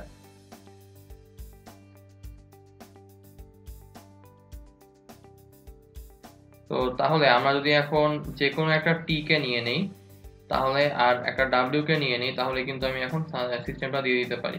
তাহলে লিখলাম T divided by sine alpha is equal to W divided by sine 2 theta. তাহলে এখান থেকে আমরা system করতে পারি T is equal to W sine alpha divided by sine 2 theta. তো সাইন 2 থিটাকে লেখা যায় হচ্ছে 2 সাইন থিটা কস থিটা, আর সাইন আলফা এটাকে লেখা যায় কি পাই মাইনাস সাইন থিটা। তাহলে আমরা লিখতে পারি হচ্ছে W, এখানে হচ্ছে সাইন, কারণ এটা তো একটা স্ট্রেট লাইন, তো এতটুকু আলফা, তাহলে এতটুকু কি এই আলফাকে লেখা যায় পাই মাইনাস এই থিটা লেখা যায়। তাহলে লিখতে পারি হচ্ছে পাই মাইনাস থিটা আর নিচে হচ্ছে 2 সাইন থিটা কস থিটা। তো সাইন পাই মাইনাস থিটা এটাকে আবার কি লেখা যায়, সাইন থিটা লেখা যায়। তো তাহলে আমরা এখান থেকে লিখতে পারি এটা হচ্ছে সাইন থিটা। এখন উপরে হচ্ছে সাইন থিটা আর নিচেও আমার সাইন থিটা আছে, এটাকে তাহলে বাদ দিয়ে দিতে পারি। তাহলে শুধুমাত্র আমার থাকে হচ্ছে নিচে আমার 2 cos থিটা। তাহলে এটা আমার হয়ে গেল হচ্ছে w ডিভাইডেড বাই শুধুমাত্র হচ্ছে 2 cos থিটা। এখন এই 2 cos থিটা হচ্ছে থিটা কোণের সাপেক্ষে আমার বের করতে হবে। তো এখানে থিটা কোণ তো আমরা জানি, তাহলে আমার 2 cos থিটার ভ্যালু কি আসবে, শুধুমাত্র cos থিটার ভ্যালুর সঙ্গে 2 গুণ করে দিব। তাহলে থিটা কোণের সাপেক্ষে cos থিটার ভ্যালু কি আসবে, ভূমি ডিভাইডেড বাই হচ্ছে আমার অতিভুজ। তো ভূমির ভ্যালু হচ্ছে আমার এটা, তার মানে হচ্ছে আমি বলতে পারি cos theta is equal to root over l square minus g square by 2 divided by হচ্ছে অতিভুজ, তার মানে l বাই 2। তাহলে এখানে l কাটা চলে যায়, তাহলে আমার cos থিটার ভ্যালু আছে root over l square minus g square by হচ্ছে l। তাহলে 2 cos থিটার ভ্যালু অ্যাকচুয়ালি কত আসবে, 2 ইনটু এটা। তো আমি যদি এখন এটাকে গুণ করে দেই তাহলে হচ্ছে l আমার 1 বাই ছিল, এটা তাহলে উপরে চলে যাবে আর নিচে হচ্ছে শুধুমাত্র রুটের টার্মটা থেকে যাবে। তাহলে এখানে লিখতে পারি omega l divided by root over l square minus d square. এটা হচ্ছে আমার t এর ভ্যালু। তাহলে এটাই আমাকে প্রুফ করতে বলেছিল না। তাহলে আমার কিন্তু অ্যানসারটা এখানে হয়ে গেল যে t is equal to wl divided by 2 l square minus d square. তো আশা করি ম্যাথটা আমরা বুঝতে পেরেছি। ওকে, তাহলে এবার আমরা পরের ম্যাথে চলে যাই। তো পরের ম্যাথে বলেছে এল দৈর্ঘ্যের একটা সুতার এক প্রান্ত উলম্ব দেয়ালে আটকানো এবং অন্য প্রান্ত হচ্ছে এ ব্যাসার্ধ বিশিষ্ট একটা সুষম গোলকের উপরস্থ কোনো বিন্দুতে যুক্ত। তো গোলকটার ওজন যদি ডাব্লিউ হয় তাহলে আমাকে সুতার টানটা দেখাতে হবে। তো আমি ধরে নিচ্ছি এটা হচ্ছে আমার উলম্ব দেয়াল। তো এই উলম্ব দেয়ালে একটা গোলক হচ্ছে ঠেস দিয়ে আটকানো, আর এই গোলকের একটা প্রান্ত হচ্ছে এইখান দিয়ে এভাবে লাগানো। ঠিক আছে, তো আমাকে এখন বললো যে গোলকটার ওজন হচ্ছে ডাব্লিউ, তাহলে গোলকটা নিশ্চয়ই কেন্দ্র থেকে ডাব্লিউ বরাবর ওজন কাজ করবে। তো আমি যদি কেন্দ্রটা আঁকি আর এই চিত্রটাকে একটু পলিশ করি তাহলে আমি বলতে পারি যে হচ্ছে কেন্দ্র থেকে অ্যাকচুয়ালি এরকম ভাবে একটা সুতা দিয়ে জিনিসটা লাগানো থাকবে দেয়ালের সাথে। এখন কেন্দ্র থেকে নিচ বরাবর হচ্ছে আমার ডাব্লিউ ওজনটা নিশ্চয়ই কাজ করবে। আর যেহেতু এই গোলকটা দেয়ালের সঙ্গে ঠেস দিয়ে লাগানো, তাহলে দেয়ালে নিশ্চয়ই একটা প্রতিক্রিয়া বল কাজ করবে এই বরাবর এভাবে। আর বলটা যেহেতু এরকম একটা সুতা দিয়ে টানা, তার মানে এই বরাবর নিশ্চয়ই একটা টান বরাবর বল কাজ করছে। তাহলে আমি যদি এই জিনিসটাকে একটু জুম করি তাহলে বলতে পারি এই বরাবর হচ্ছে আমার টান বল, এই বরাবর হচ্ছে আমার প্রতিক্রিয়া বল যেটাকে আমরা আর লিখি, আর এই বরাবর হচ্ছে আমার ডাব্লিউ ওজনটা কাজ করছে। তাহলে আমি এই ফিগারগুলোকে একটু হচ্ছে রিমডেলিং করি তাহলে বলতে পারি না যে এই বরাবর হচ্ছে টান বল, এই জিনিসটাকে এখানে নিয়ে আসি তাহলে এই বরাবর হচ্ছে ডাব্লিউ, আর এইটাকে একটু বাম দিকে সরাই দিই তাহলে এই বরাবর হচ্ছে আমার আর। তাহলে এটা হচ্ছে টি, এটা হচ্ছে ডাব্লিউ, এটা হচ্ছে আমার আর।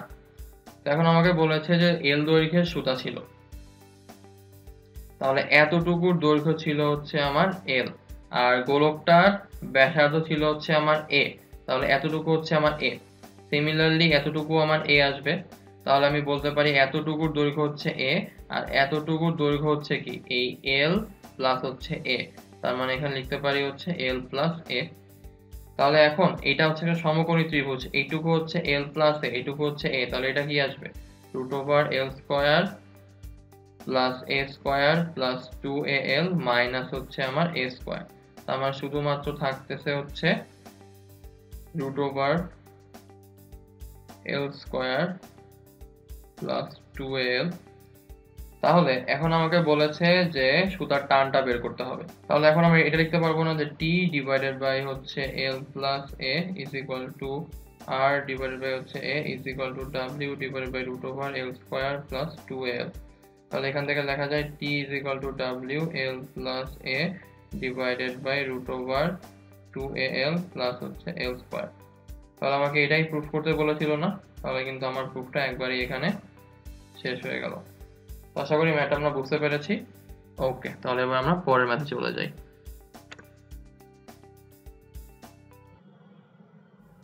তো এই ম্যাথটা আমাকে বলেছে 12 মিটার এবং 16 মিটার লম্বা দুইটা রশির এক প্রান্ত হচ্ছে 30 কেজি ওজনের একটা বস্তুতে বাঁধা আর এক প্রান্ত হচ্ছে 20 মিটার লম্বা একটা লাঠি দুই প্রান্তে বাঁধা। তো এখন এই দণ্ডটাকে এমন ভাবে রাখা হলো যেন বস্তুটা হচ্ছে ঠিক দণ্ডটার মাঝ বরাবর ঝুলে থাকে। তাহলে আমি আগে দণ্ডটা আঁকি, এটা হচ্ছে আমার দণ্ডটা। এই দ্বন্দ্বটাকে আমি এমন ভাবে রাখলাম যাতে করে দ্বন্দ্বটার মাঝ বিন্দু ধরে নিলাম হচ্ছে এইটা, এই বরাবর হচ্ছে আমার ডাব্লিউ ওজনের বস্তুটা ঝুলে থাকবে।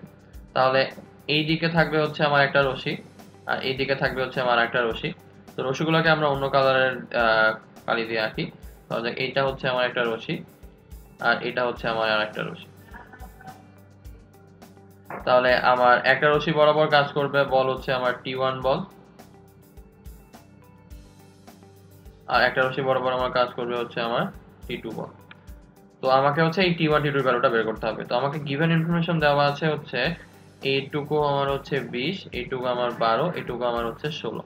তো এটা 20 হলে মধ্যবিন্দু হওয়ার কারণে এটা হয়ে যাবে 10, এটা হয়ে যাবে হচ্ছে 10।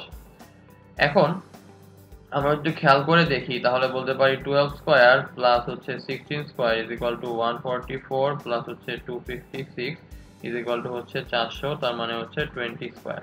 তার মানে এটা হচ্ছে একটা সমকোণী ত্রিভুজ যার এই কোণটা আমার হচ্ছে 90 ডিগ্রি। তো আমরা এখন লামির উপপাদ্য অ্যাপ্লাই করব। তো লামির উপপাদ্য অ্যাপ্লাই করার জন্য আমরা একটু হিসাবের সুবিধার্থে ধরে নিচ্ছি এতটুকু হচ্ছে আমার থিটা।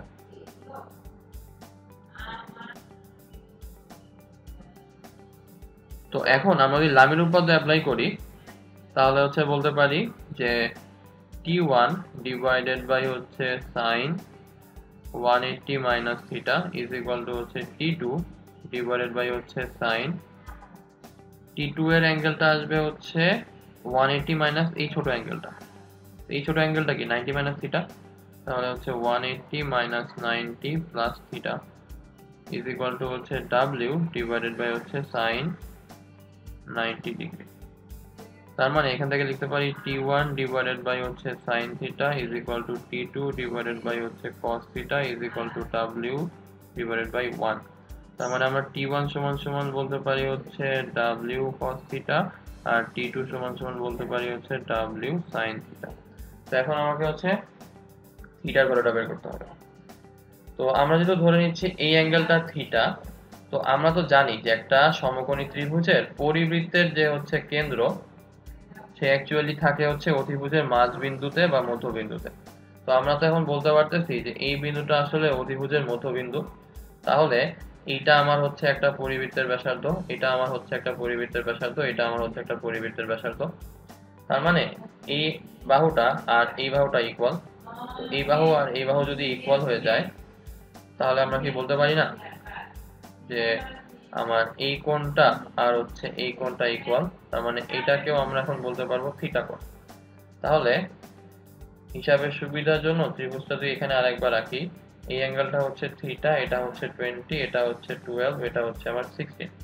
তাহলে এখান থেকে আমার sin থিটা কি আসবে, এটা হচ্ছে লম্ব, এটা হচ্ছে অতিভুজ, তাহলে হচ্ছে লম্ব ডিভাইডেড বাই অতিভুজ। আর এখান থেকে আমার cos থিটা কি আসবে, ভূমি, এটা হচ্ছে আমার ভূমি, এটা হচ্ছে আমার অতিভুজ, তার মানে হচ্ছে ভূমি ডিভাইডেড বাই অতিভুজ। তাহলে T1 এর ভ্যালু আসবে হচ্ছে W এর ভ্যালু এখানে দেওয়া আছে 30 কেজি ওয়েট ইনটু হচ্ছে 12 ডিভাইডেড 16 ডিভাইডেড বাই হচ্ছে 20। কাটাকাটি যদি করি 3, এখানে হচ্ছে 2, এখানে হচ্ছে 8, তার মানে হচ্ছে 24 কেজি ওয়েট। আর T2 এর ভ্যালু আসবে হচ্ছে 30 ইনটু হচ্ছে 12 ডিভাইডেড বাই 20, কাটাকাটি যদি করি 3, 2, 6, তাহলে এখানে হচ্ছে 18 কেজি ওয়েট। তার মানে আমার সুতার টান দুইটা অ্যাকচুয়ালি আসবে যে একটা 24 কেজি ওয়েট, একটা হচ্ছে আমার 18 কেজি ওয়েট। তো আশা করি ম্যাথটা আমরা বুঝতে পেরেছি। ওকে, তাহলে এবার আমরা পরের ম্যাথে চলে যাই। পরের ম্যাথে বলেছে কোন বিন্দুতে ক্রিয়ারত পি কিউ আর তিনটা বল হচ্ছে সাম্যাবস্থায় আছে। এখন পি এবং কিউ এর মাঝের যে কোণ সেটা হচ্ছে পি এবং আর এর মাঝের কোণের হচ্ছে ডাবল। আমাকে প্রমাণ করতে হবে আর স্কয়ার এর ভ্যালু হচ্ছে এইটা। তো আমরা তাহলে তিনটা বল যেহেতু সাম্যাবস্থায় আছে তাহলে এদেরকে নিয়ে একটা লামির উপপাদ্য ফর্ম করে ফেলি, যে এইদিকে একটা বল আমার পি, এইদিকে একটা বল আমার কিউ, এইদিকে একটা বল আমার হচ্ছে আর। তো আমাকে বলেছে পি আর কিউ এর মাঝের কোণ, ধরলাম পি আর কিউ এর মাঝের কোণ এটা, পি এবং আর এর মাঝের কোণের দ্বিগুণ। তো পি এবং আর এর মাঝের কোণটাকে তাহলে আমি ধরে নিই আলফা, তাহলে পি এবং কিউ এর মাঝের কোণ আমার আসবে হচ্ছে 2 আলফা। তাহলে এতটুকু আমার কি আসবে 360 মাইনাস হচ্ছে 3 আলফা।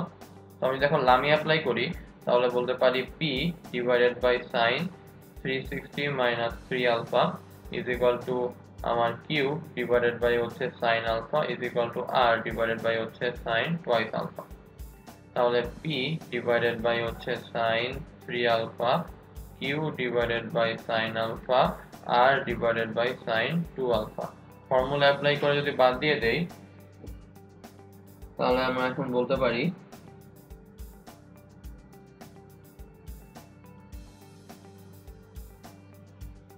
এখানে শুধুমাত্র থাকবে যে p ডিভাইডেড বাই হচ্ছে মাইনাস 3 sin আলফা ডিভাইডেড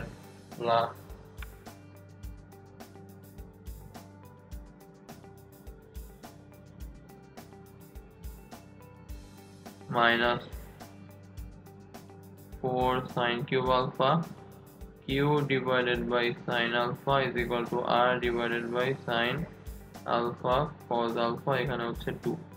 তাহলে sin alpha কমন নিয়ে বাদ দিয়ে দিলে আমার আসে p divided by minus 3 minus 4 sin square alpha is equal to q divided by 1 is equal to r divided by 2 cos alpha।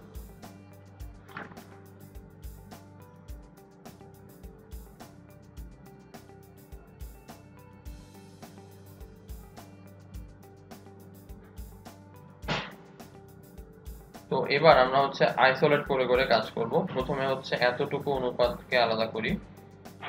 তাহলে এখান থেকে আমরা বলতে পারি যে q is equal to r divided by 2 cos alpha, তার মানে cos alpha is equal to r divided by 2। তো এবার আমি যদি হচ্ছে এতটুকু নিয়ে কাজ করি তাহলে লিখতে পারি হচ্ছে p divided by 4 sin square alpha minus 3 is equal to q divided by 1। তো sin square alpha ভ্যালু বসাই দেই 1 minus cos square, তাহলে 4 minus 4 cos square alpha minus 3 is equal to q। তাহলে p divided by আমার 4 minus 3 হয়ে গেল 1 minus হচ্ছে 4 cos square alpha value কি r square divided by 4 q square is equal to হচ্ছে আমার q। তাহলে 4 4 বাদ,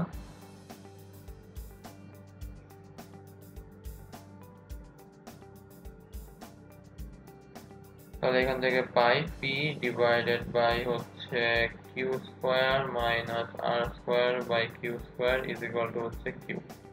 তাহলে q স্কয়ারটা উপরে চলে গেল এখানে, আর এইখান থেকে তার মানে আমার q স্কয়ারটা বাদ। তো দুই পাশ থেকে আমি যদি q টাকে একটা করে বাদ দিয়ে দিই তাহলে এখান থেকে q চলে যাবে, এখান থেকে আমার q চলে যাবে। তাহলে এখন আমরা বলতে পারি যে qp is equal to হচ্ছে q square minus r square. তাহলে r square is equal to হচ্ছে q স্কয়ার মাইনাস qp। তাহলে r square is equal to লিখতে পারি q স্কয়ার মাইনাস qp। এখান থেকে আমরা লিখতে পারি r square is equal to q common নিলে q মাইনাস p। তো আশা করি ম্যাথটা আমরা বুঝতে পেরেছি।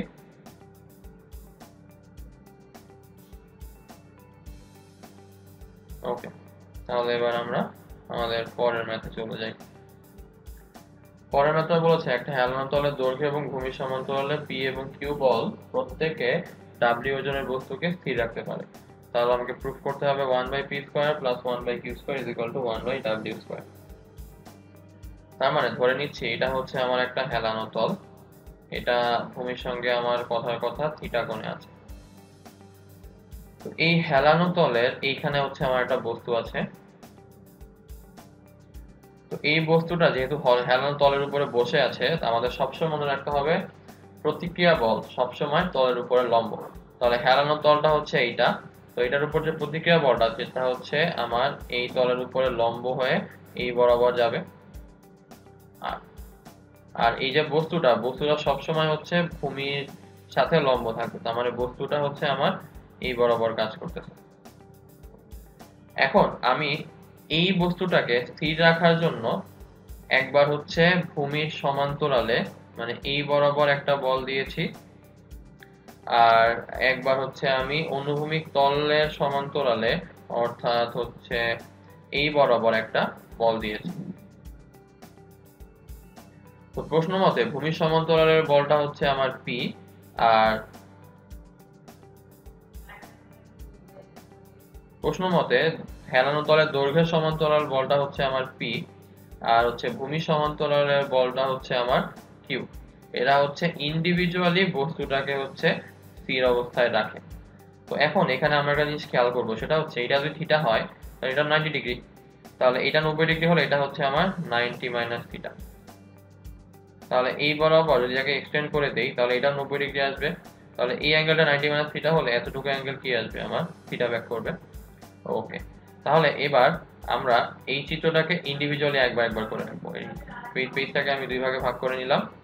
এবার এখানে হচ্ছে এটা আমার হেলানো তল, এই অ্যাঙ্গেলটা হচ্ছে আমার থিটা, এখানে হচ্ছে আমার বস্তুটা আছে। তো বস্তুটার আমার এই বরাবর হচ্ছে প্রতিক্রিয়া বল আর এই বরাবর হচ্ছে আমার বস্তুটার ওজন ডাব্লিউ, আর এই বরাবর হচ্ছে আমার পি বল কাজ করছে। তো এই অ্যাঙ্গেলটা থিটা হলে এই অ্যাঙ্গেলটাও আমার হবে হচ্ছে থিটা। তো আমি যদি এখন লামি অ্যাপ্লাই করি তাহলে আমরা কিন্তু বলতে পারি যে পি ডিভাইডেড বাই হচ্ছে এই অ্যাঙ্গেলটা, তাই না? তো এই অ্যাঙ্গেলটা কি 180 মাইনাস এইটা, তার মানে হচ্ছে sine 180 minus theta is equal to হচ্ছে আমার ডাব্লিউ ডিভাইডেড বাই এই অ্যাঙ্গেলটা।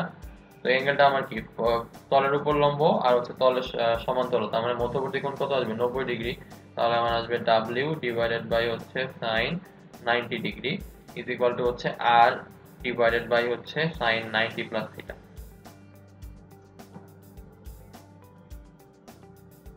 এখন এটা আমার কোনো কাজের না, তো এটাকে আমি আলাদা রেখে দেই, আমি এটুক নিয়ে কাজ করব। তো ওইটুক নিয়ে যদি আমি কাজ করি তাহলে আমরা এখান থেকে লিখতে পারি যে পি ডিভাইডেড বাই হচ্ছে sign theta is equal to হচ্ছে ডাব্লিউ। তো পি ইজ ইকুয়াল টু লিখতে পারি হচ্ছে ডাব্লিউ সাইন থিটা, আর তাহলে আমি লিখতে পারি 1 by p is equal to 1 by W into 1 by sine theta, মানে অ্যাকচুয়ালি কি আমার কোসেক থিটা। এবার হচ্ছে ফিগারটা আমি আরো একবার রাখবো। এবার বলটাকে দিব হচ্ছে আমি ভূমির সমান্তরালে। তো এখানে হচ্ছে আমার থিটা আছে, এইখানে হচ্ছে আমার বস্তুটা। তো এবার আমি হচ্ছে একটা বল দিব, সেই বলটা হচ্ছে আমার ভূমির সমান্তরালে কাজ করবে, এই বরাবর হচ্ছে আমার ডাব্লিউ কাজ করবে, আর অলওয়েজ তলের সাথে লম্ব হবে আমার প্রতিক্রিয়া বল আর কাজ করবে, এই বলটা আমার কিউ। তাহলে এখন এইখানে যদি আমি লামি অ্যাপ্লাই করি এতটুকু কিন্তু আমি বলতে পারি থিটা আছেই আমার। তাহলে এখানে যদি আমি এখন লামি অ্যাপ্লাই করি তাহলে আমার আসবে কিউ ডিভাইডেড বাই সাইন এই অ্যাঙ্গেলটা, তার মানে হচ্ছে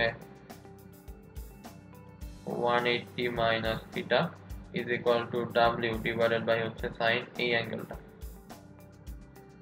তো এখন এইটা হচ্ছে থিটা ছিল, তাহলে ভূমির সমান্তরাল মানে যেটা সমান্তরাল রেখা এটা হচ্ছে ছেদক, তাহলে এই অ্যাঙ্গেলটা থিটা হলে এই অ্যাঙ্গেলটাও কত আমার থিটা আসবে।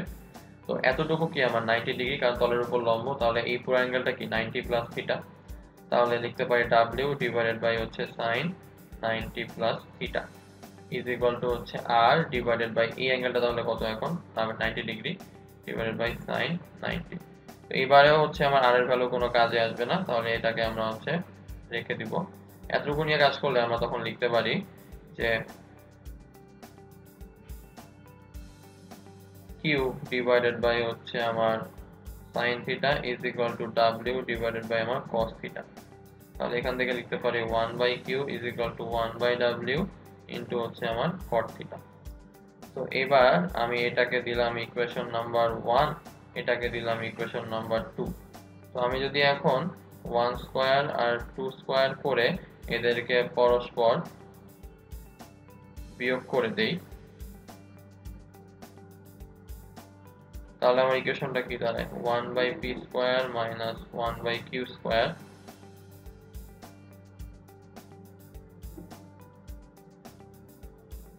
is equal to 1 by w square cos x square theta minus হচ্ছে cot square theta। তাহলে এটার ভ্যালু অ্যাকচুয়ালি কত 1, তাহলে আমার প্রুফটা হয়ে গেল 1 by p square minus 1 by q square is equal to 1 by w square। তো আশা করি ম্যাথটা আমরা বুঝতে পেরেছি। এখানে ম্যাথটার মেইন খেলা ছিল হচ্ছে আমার চিত্রটাকে ইজিলি ফিগার আউট করাতে। তো আজকের ক্লাস এই পর্যন্তই। পরবর্তী ক্লাসে আপনাদের সঙ্গে আমার পুনরায় দেখা হচ্ছে। সেই পর্যন্ত সকলের সুস্থতা কামনা করে আমি নাফিজ ইসলাম আজকে আপনাদের থেকে এখানেই বিদায় নিচ্ছি।